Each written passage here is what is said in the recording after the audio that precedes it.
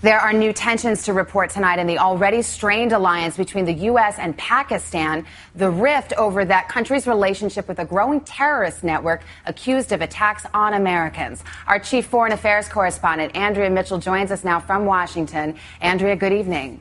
Good evening, Savannah. Even as the U.S. takes down al-Qaeda leaders, one of the most lethal threats to U.S. troops in Afghanistan is a terror network based in Pakistan that America's outgoing top military leader says is an arm of our so-called ally, Pakistan.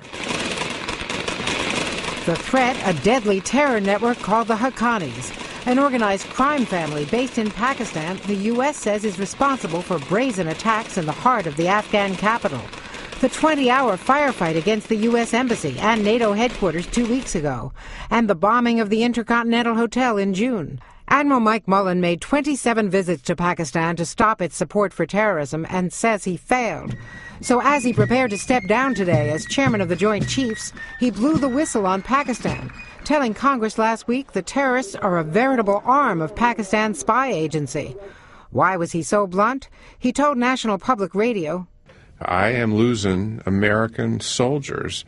The Haqqanis are killing American soldiers, and from that perspective, I think it's got to be addressed, which is the reason I spoke to it.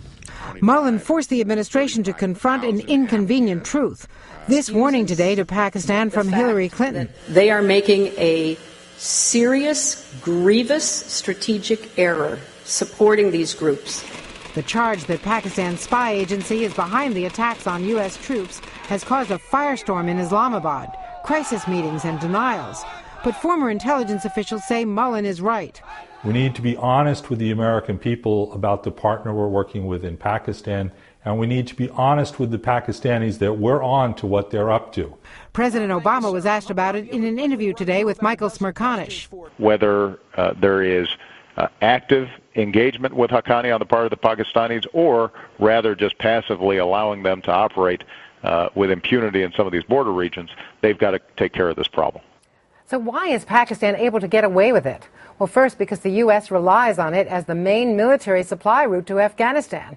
And Pakistan will soon be one of the world's largest nuclear powers.